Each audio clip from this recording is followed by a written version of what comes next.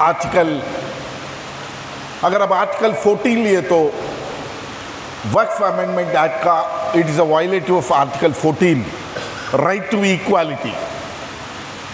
Right to equality is a basic fundamental right. मैं आपको कैसा ये राइट टू इक्वालिटी को खिलाफ है वक्फ अमेंडमेंट में क्या है मैं आपको बताऊंगा, लेकिन इससे पहले अपन ये समझना है कि ये जो बेसिक फंडामेंटल राइट्स के खिलाफ ये कानून कैसा बन सकता है. ऐसे कानून भी कोर्टों में जब आर्ग्यूमेंट्स हो रहे तो भी जजेस कैसे सुन सकते हैं और उसके खिलाफ क्यों बात और कुछ ऑर्डर्स क्यों नहीं बता रहे, ये भी अपन सोचने की ज़रूरत है. फ्री आर्टिकल 25 देखिए आप, ఫ్రీడమ్ ఆఫ్ రిలీజియన్. ఏ మతానికైనా కానీ స్వేచ్ఛ ఉంది. స్వేచ్ఛ ఒక మెజారిటీ మతమైనా మైనారిటీ మతమైనా నువ్వు వ్యతిరేకించడానికి వీల్లేదు. సమానంగా చూడాల్సినటువంటి ఒక బాధ్యత ఉంది. ఈరోజు హిందూ కావచ్చు, ముస్లిం కావచ్చు, క్రిస్టియానిటీ కావచ్చు, సిక్స్ కావచ్చు, equality of the religion is very important. And article 26 ఈ మూడు ఆర్టికల్లకు వ్యతిరేకంగా ఈరోజు వక్ఫ్ అమెండ్మెంట్ యాక్ట్ 2025 రాబోతుంది. ఆర్టికల్ 26 ఏమంటుంది? Propagation of a religion. నీ యొక్క రిలీజియన్ని నువ్వు రిలీజియస్ యాక్టివిటీస్ని మేనేజ్మెంట్ చేసుకునేటటువంటి ఒక హక్కు, ప్రాథమిక హక్కు ఆ మత సంస్థలకు ఉంది, ఆ మతంలో ఉండేటటువంటి బాధ్యులకు ఉందని చెప్తా ఉంది. కానీ ఈరోజు నువ్వు ఎంత దుర్మార్గం అంటే ఈరోజు ఈ దేశంలో చట్టాలను ఎట్లా తయారు చేస్తున్నారనేది మీరు ఒక్కసారి చూస్తే కనీసం ఈరోజు భారతదేశంలో వచ్చేటటువంటి ప్రధానంగా పార్లమెంట్లో వచ్చేటటువంటి చట్టాలు కనీసం చర్చలు లేకుండా వందలాది చట్టాలు ఇలా వచ్చేస్తున్నాయి. ఒకవేళ ప్రజలు వద్దురా బాబు మాకు ఈ వక్ఫ్ అమెండ్మెంట్ యాక్ట్ అవసరం లేదని చెప్పి దేశవ్యాప్తంగా ఈరోజు మైనారిటీ ముస్లిమ్సే కాదు ప్రజాస్వామికవాదులు అనేక మంది ఈరోజు మాట్లాడుతున్నా కాదు నేను ఈ చట్టాన్ని తీసుకొస్తున్నాను, ముస్లిం సోదరులకి ఈ చట్టం వల్ల ఉపయోగపడుతుంది, బెనిఫిట్ అవుతుందని చెప్పి ఈరోజు మన ముస్లిం మైనారిటీస్ మీద రుద్దేటటువంటి ఒక ప్రయత్నం చేస్తుంటే మనం ఏమన్నా ఈరోజు ఇది ప్రజల మీద ఉన్నటువంటి ప్రేమతో వస్తుందని మనం అనుకుంటున్నామా? మిత్రులారా, ఈ దేశంలో ప్రాథమిక హక్కులు ఏ హక్కు కూడా పాలకులు పీడిత ప్రజల మీద ప్రేమతో ఇచ్చినటువంటి హక్కులు కాదు. ఏ హక్కు కూడా ఈరోజు నువ్వు రాజ్యాంగంలో చూడండి, రాజ్యాంగంలో ఉన్నటువంటి ఏ హక్కు చరిత్ర మీరు చదవండి. If you see the history of all the rights in this country, fundamental rights కావచ్చు, constitutional rights, these rights are not given at the love and affection by the ruling class. ప్రజల మీద ప్రేమతోటి పాలకులు అయ్యో వీళ్ళు నష్టపోతున్నారే, వీళ్ళు కష్టపడుతున్నారే అని చెప్పి ఇచ్చినటువంటి చరిత్ర లేదు. ఈ దేశంలో ఉన్నటువంటి పీడిత ప్రజలు పోరాడి త్యాగాలు చేసి అమరులై సాధించుకున్నటువంటి హక్కులే ఈ భారత రాజ్యాంగంలో ప్రాథమిక హక్కులుగా ఉన్నాయని చెప్పి మనమందరం గుర్తించాల్సినటువంటి విషయం. ఉదాహరణకి ఈ దేశంలో అతి దుర్మార్గంగా కుల వివక్షతో ఒక దళిత కులంలో దళితుడిగా పుట్టినందుకు వ్యక్తిత్వంతో నేను ఒక దళితేతరుడి కన్నా తక్కువ కాదని చెప్పి ఒక వ్యక్తిత్వంతో ఒక ఆత్మస్థైర్యంతో మాట్లాడినటువంటి కారం చెడు లాంటి సంఘటనలు కానీ, చుండూరు లాంటి దుర్మార్గమైనటువంటి సంఘటనలు జరిగితే, దేశవ్యాప్తంగా పెద్ద ఎత్తున ఉద్యమాలు జరిగితే, ఈ దళితుల మీద జరుగుతున్నటువంటి దాడుల మీద ఒక చట్టాలు ఉండాలని చెప్పి మాట్లాడినందుకే SC/ST prevention of atrocities act of 1989 లాంటి చట్టాలు వచ్చినాయి, ల్యాండ్ రిఫార్మ్స్ లాంటి చట్టాలు వచ్చినాయి. ఈ చట్టాలన్నీ కూడా ప్రజల మీద ప్రేమతో వచ్చినటువంటి కావు. అయితే ఈరోజు మనందరి ముందర రెండు బాధ్యతలు ఉంటాయి.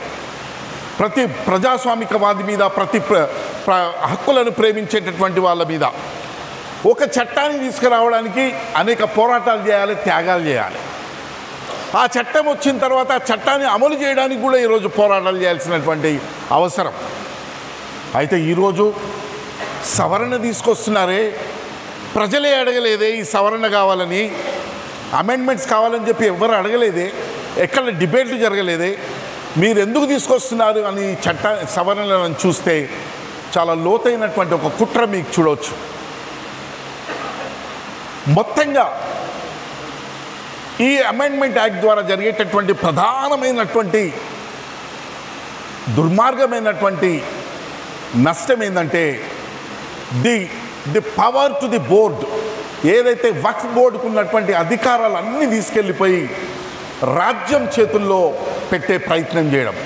ఈ రాజ్యం అంటే ఎవరు? కలెక్టర్ చేతుల్లో పెట్టడము, అధికారుల చేతుల్లో పెట్టడము. రాజ్యం, the state will decide which property belongs to work, which property belongs to government, which property belongs to private people అనేటటువంటిది అదొక ఫస్ట్ దుర్మార్గమైనటువంటి నియమము రాబోతున్నది. అందుకు మనం వ్యతిరేకించాల్సినటువంటిది. రెండోది, ఈ చట్టాన్ని ఒకవేళ అమలు జరిగితే నాన్ ముస్లిమేతరులను అందులో నామినేట్ చేసినటువంటి వ్యక్తులు ప్రధాన బాధ్యతలలోకి వచ్చి మొత్తంగా ఈ వక్ఫ్ ప్రాపర్టీస్ మీద వాళ్ళు నియంత్రణ జరిపించి అనేక ప్రాపర్టీస్ని డీలిమిటేట్ చేసి వక్ఫ్లో నుంచి తీసేసి ఆర్థికంగా మొత్తంగా కూడా వక్ఫ్ బోర్డుని, వక్ఫ్ ప్రాపర్టీస్ని డైల్యూట్ చేసేటటువంటి ఒక ప్రయత్నం ఉంది. దీన్ని మనం అందరం అర్థం చేసుకోవాల్సినటువంటి విషయం. మూడో విషయానికి వస్తే, ఒక కమిషనర్ని వక్ఫ్ బోర్డు ఈరోజు ఒక కమిషనర్ని అపాయింట్ చేస్తుంది. ఒక ప్రాపర్టీ వక్ఫ్ ప్రాపర్టీయా కాదా, whether this property belongs to the Waqf or not అనేది the Waqf board will decide it. రేపు మనకి ఇది డిసైడ్ చేయడానికి కలెక్టర్ని మన మీద కూర్చోబెట్టబోతున్నారు. అంటే కలెక్టర్ కూర్చొని ఆయన ఎంక్వైరీ మొదలు పెడితే, ఎంక్వైరీ పెట్టిన నుంచి ఆ ప్రాపర్టీ వక్ఫ్ ప్రాపర్టీ కాదు, ఇది ప్రభుత్వము తను నిర్ణయం తీసుకునేంత వరకు ఆ ప్రాపర్టీ వక్ఫ్ కాదని చెప్పి అభియాన్స్లో పెండింగ్లో పెట్టేటటువంటి ఒక ప్రమాదకరమైనటువంటి ఒక పరిస్థితి మనం చూస్తున్నాం. ఇలాంటివి అనేక నియమ నిబంధనలు ఇందులో ఉన్నాయి.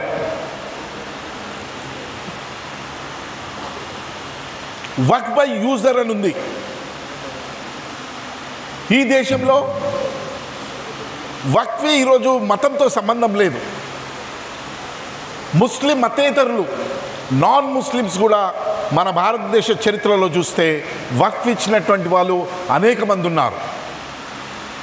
బీయింగ్ ఎ హిందూ, ఒక హిందూ తనకి నా ప్రాపర్టీ, నా self acquired property, it is my property, I don't want to give it to my kids, నా పిల్లలకు నేను ఇవ్వదలుచుకోలేదు, నేను ఒక ట్రస్ట్కి, ఒక వక్ఫ్కి, ఒక మంచి కార్యక్రమం కోసమో, ఒక మంచి ఆశయం కోసమో నా ప్రాపర్టీ ఇస్తానంటే ఈరోజు non Muslim cannot give the property to the Waqf అనేటటువంటి ఒక దుర్మార్గమైనటువంటి ఒక డిస్క్రిమినేషన్ తోటి తీసుకురావడం జరిగింది. ఎందుకంటే ఈ దేశంలో అనేక గ్రేవ్యార్డ్స్ కావచ్చు, దర్గాలు కావచ్చు, అనేక మసీదులు కావచ్చు, ఇవన్నీ కూడా అనేక మంది జమీందారులు, హిందువులు ఈ మన తెలంగాణలో చూసుకోండి వక్ఫ్ కింద ఇచ్చినటువంటి ఆస్తులు ఉన్నాయి. సెల్ఫ్ ఎక్వైర్డ్ ప్రాపర్టీ, దీని వెనుక నీకున్నటువంటి ఆలోచన ఏంటి, దీని వెనుకున్నటువంటి కుట్ర ఏంది? నా ఆస్తి నేను సంపాదించుకున్నటువంటి ఆస్తి నేను ఒక మంచి పర్పస్ కోసం, ఒక కాజ్ కోసం ఇస్తానంటే ఈరోజు ఆ కాజ్ ఇవ్వకుండా ఆపేటటువంటిది చట్ట వ్యతిరేకం అని చెప్పేటటువంటి హక్కు ఈరోజు ఈ ప్రభుత్వానికి కానీ చట్టం చేసేటటువంటి వాళ్ళకి ఎక్కడి నుంచి వస్తుందని చెప్పి మనం చూడాల్సినటువంటిది. చట్టాలు గతంలో మేధావులు చట్టాలు దాని మీద ఒక పెద్ద విస్తృతమైనటువంటి చర్చలు జరిగేటివి. ఇప్పుడు ఆ ప్రజాస్వామ్యమైనటువంటి విలువలు మనకు కనపట్లేదు. ఈరోజు చట్టాలు ముందుగానే ఒక ఆలోచనతోటి, ముందుగానే ఒక టార్గెట్ తోటి, ఒక డైల్యూట్ ఎట్లా చేయాలి అనేటటువంటి ఉద్దేశాలతోటి ఈరోజు చట్టాలు చేసేటటువంటి ఒక పరిస్థితి కనపడతా ఉంది. వక్ఫ్ బై యూజర్ అనేటటువంటిది అత్యంత దుర్మార్గమైనటువంటిది ఇది. ఎందుకంటే ఈ దేశంలో అనేక లక్షలాది రూపాయల విలువైనటువంటి ఆస్తులు, భూములు ఏవైతే వక్ఫ్ ఇచ్చినటువంటి అన్నీ కూడా రిజిస్టర్గా మనకు ఉండవు. You do not find any registered documents. ఎప్పుడైతే రిజిస్టర్డ్ డాక్యుమెంట్స్ లేవో ఆ డాక్యుమెంట్స్ లేనటువంటి ఆస్తులన్నింటినీ కూడా ప్రభుత్వం తీసుకునేటటువంటి ఒక పెద్ద ఎత్తున కుట్ర జరుగుతుంది. మొత్తంగా కూడా ఈ వక్ఫ్లో ఉన్నటువంటి పెద్ద ఎత్తున్నటువంటి లక్షలాది రూపాయల విలువైన కోట్లాది విలువైనటువంటి భూముల్ని ఆర్థిక పరంగా ఎట్లా మనము డైల్యూట్ చేయగలుగుతాము అనేటటువంటిది ఆ ప్రయత్నం జరుగుతుంది. ఇంతకుముందు ఒక వక్త మిత్రుడు చాలా బాగా చెప్పాడు. అంబానీ వాస్తవానికి ఈరోజు ఈ ప్రాపర్టీల మీద ఈ కార్పొరేట్ శక్తుల యొక్క కన్ను ఉందనేది మనం అర్థం చేసుకోవాలి. అదానీ అంబానీ లాంటి వాళ్ళు రేపు పొద్దున రాబోయేటటువంటి ఈ ల్యాండ్ని మొత్తం ల్యాండ్ పుల్లింగ్లలో ల్యాండ్ అక్విజిషన్లలో రేపు మనకు టైటిల్ లేదనుకో they can easily take away the property without payment of any land acquisition compensation. కాబట్టి ఈరోజు ఈ చట్టం తీసుకొచ్చేటటువంటిది ఎక్కడ కూడా ముస్లిం సోదరుల పైన కానీ ముస్లిం కమ్యూనిటీ మీద కానీ ఎలాంటి ప్రేమతో తీసుకొచ్చేటటువంటిది చట్టం కాదు. ఈ చట్టం యొక్క పెద్ద ఎత్తున ఒక దురుద్దేశం దీని వెనుక ఉంది. అందుకే మిత్రులారా, మొన్న సుప్రీంకోర్టులో ఆర్గ్యుమెంట్స్ జరుగుతున్నప్పుడు చాలా చాలా పెద్ద ఎత్తున బహుశా నేను అనుకోవడము రైతు వ్యతిరేక చట్టాలు వచ్చిన తర్వాత రైతు వ్యతిరేక చట్టాల మీద వచ్చిన పెద్ద ఎత్తున వచ్చినటువంటి ఉద్యమం తర్వాత బహుశా నేను అనుకుంటా ఈ మధ్యకాలంలో ఈ వక్ఫ్ అమెండ్మెంట్ యాక్ట్ 2025 మీదనే నెక్స్ట్ పెద్ద ఎత్తున ఈరోజు భారతదేశ వ్యాప్తంగా చర్చ జరుగుతుందని చెప్పి మీకు అందరికీ తెలియజేస్తున్నాను. ఈ చట్టం మీద కోర్టులో జరుగుతున్నటువంటి టైంలో చాలా ఆశ్చర్యకరమైనటువంటి ప్రశ్నలు మన వక్ఫ్ అమెండ్మెంట్కి వ్యతిరేకిస్తున్నటువంటి న్యాయవాదులు కోర్టులో ప్రశ్నలు లేపారు. కపిల్ సిబాల్ లాంటి వాళ్ళు, రాజీవ్ ధావన్ లాంటి వాళ్ళు, అనేక మంది లాయర్లు చాలా అద్భుతమైనటువంటి ప్రశ్నలు కోర్టు ముందు ప్రశ్నలు లేపారు. ఈ ప్రశ్నలకు జడ్జిలు మొన్న కాకుండా మొదట్లో జరిగినటువంటి సంజీవ్ ఖన్నా లాంటి జడ్జెస్ కొన్ని ప్రశ్నలు వేశారు. కేంద్ర ప్రభుత్వంని అప్పీర్ అవుతున్నటువంటి లాయర్ల మీద కొన్ని ప్రశ్నలు వేస్తే సమాధానాలు లేవు. ఎందుకంటే ఒక ప్రశ్న సంజీవ్ ఖన్నా అడిగాడు, ఈ వక్ఫ్ బోర్డులో మీరు ముస్లిమేతరులను మీరు పెట్టదలుచుకున్నారు కదా, మరి దీన్ని మీరు హిందూ బోర్డ్స్ ఉన్నాయి కదా, టీటీడీ కావచ్చు, యాదగిరిగుట్ట కావచ్చు, అనేక బోర్డులు ఉన్నాయి. ఈ హిందూ మతస్థులకు సంబంధించిన దాంట్లో కూడా హిందూ మతేతరులను మీరు పెడితే మీరు ఒప్పుకుంటారా? ఆ ప్రశ్నకు జవాబు లేదు. This is an clearly article 14 violation. ఇంకోటి, సెల్ఫ్ అక్వైర్డ్ ప్రాపర్టీ, ఏ వ్యక్తి అయినా సంపాదించుకున్నటువంటి ఆస్తి ఎవరికైనా ఇచ్చేటటువంటి హక్కు భారత రాజ్యాంగంలో ఆర్టికల్ 300 A కింద ఉంది. మరి అది ఇవ్వకుండా పెట్టేటటువంటి నియమం ఏంటి, వాట్ ఈస్ ద కండిషన్ అని చెప్పి సుప్రీంకోర్టు అడిగితే దానికి కూడా సరైనటువంటి సమాధానం చెప్పలేకపోయారు.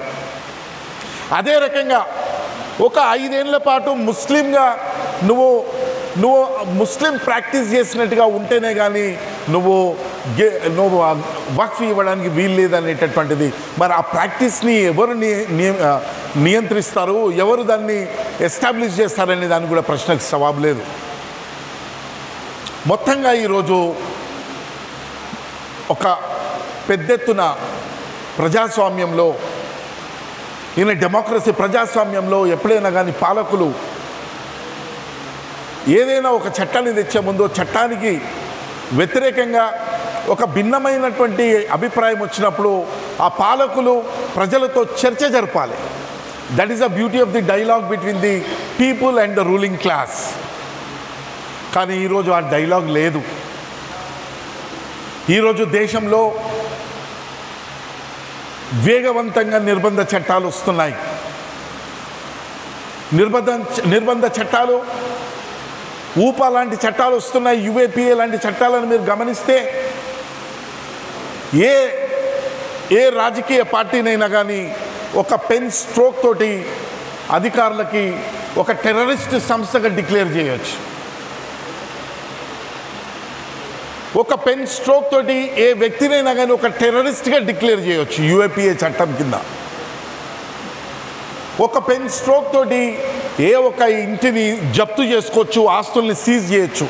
అలాంటిటటువంటి దుర్మార్గమైనటువంటి నిర్బంధ చట్టాలను ఈరోజు యూఏపీఏ లాంటి చట్టాలను పార్లమెంట్లో ఎలాంటి చర్చ లేకుండా తీసుకొచ్చి ఈరోజు ప్రజల మీద, ప్రజల యొక్క హక్కులను దుర్మార్గంగా కాలరాస్తున్నారు, జైళ్ళల్లో పెడుతున్నారు. కనీసము బెయిల్ లేకుండా ఏళ్ల తరబడి ఈరోజు జైళ్ళల్లో ఉంటున్నటువంటి ఉద్యమకారులు ఉన్నారు. ముస్లిం సంస్థలలో పనిచేస్తున్నటువంటి వాళ్ళను జిహాదీ పేరుతోటో లేక వీళ్ళు టెర్రరిస్ట్ల పేరుతోటి సంస్థలని క్లోజ్ చేస్తూ వాళ్ళని జైళ్ళల్లో పెట్టినటువంటి ఒక పరిస్థితి కూడా మనం చూస్తున్నాం. ఈరోజు అనేక మంది ఈరోజు జైళ్ళల్లో ఉన్నారు వితౌట్ బెయిల్. అయితే మీకు ఈరోజు నేను ఇంకొక విషయం చెప్పి నేను ముగిస్తాను. న్యాయ వ్యవస్థ ఎట్లా ఉంది అనేటటువంటిది మీకు చెప్పాలి. What is the role of the Indian judiciary in the present context? ఎందుకంటే ఈ దేశంలో మెజారిటీ పీపుల్కి, చాలామందికి న్యాయ వ్యవస్థ మీద అపారమైనటువంటి నమ్మకాలు ఉన్నాయి. మనకెక్కడ న్యాయం జరగకున్నా కోర్టు పోతే న్యాయం జరుగుతుంది అనేటటువంటి నమ్మకం ఈరోజు ఈ భారతదేశంలో ఉన్నటువంటి పౌరులకు ఉంది. అట్లా ఇక్కడ ఉన్నటువంటి వాళ్ళందరికీ కూడా ఈ న్యాయ వ్యవస్థ మీద చాలా పెద్ద అభిమానము, ప్రేమ ఉంటుంది. మిత్రులారా, 80లో 90లో ఉన్నటువంటి న్యాయ వ్యవస్థ ఇప్పుడు అలా లేదు. 80లో 90లో లేకపోతే ఎర్లీ 2000లో మేము హైకోర్టులో అయ్యా జడ్జి గారి ముందుకు 10:30కు వెళ్ళి ఒక మనిషిని పోలీసు వాళ్ళు ఎత్తుకెళ్ళిపోయారు, ఆ పోలీసులు తీసుకెళ్ళినటువంటి వ్యక్తిని టార్చర్ చేస్తున్నారు, చంపే ప్రమాదం కూడా ఉంటుంది, తక్షణం మీరు కేసు వినండి అని, హెబియస్ కార్పస్ వినండి అంటే మధ్యాహ్నం 2 గంటలకు వినేటటువంటి ఒక పరిస్థితి. ఆ వ్యక్తిని 3-4 గంటలకల్లా పోలీసుల నుంచి విడిపించినటువంటి ఒక పరిస్థితి మేము చూడడం జరిగింది. కానీ ఈరోజు ఆ పరిస్థితి లేదు. న్యాయ వ్యవస్థలో, ప్రధానంగా ఉన్నత న్యాయ వ్యవస్థలో మొత్తము కార్పొరేట్ ప్రాక్టీస్లో నుంచి వచ్చినటువంటి అగ్రకులాల యొక్క ఆధిపత్యం ఈరోజు మనం చూస్తున్నాం. Most of the judges are from the dominant caste. That too, most of them are from the Brahminical background నుంచి ఈరోజు ఉన్నత న్యాయ వ్యవస్థలో వాళ్ళే మొత్తం కబ్జా చేయడం జరిగింది. ఈరోజు ఒక వ్యక్తిని అరెస్ట్ చేశారనో లేక ఒక వ్యక్తిని ఎన్కౌంటర్ చేయబోతున్నారు అని చెప్పి 10 గంటలకు నువ్వు కోర్టులో వెళ్ళి అర్జీ పెట్టుకుంటే 10 రోజులకు కానీ 15 రోజులకు కానీ విననటువంటి ఒక పరిస్థితి ఈరోజు మన ఉన్నత న్యాయ వ్యవస్థలో మనం చూస్తున్నాం. సుప్రీంకోర్టులో రాతి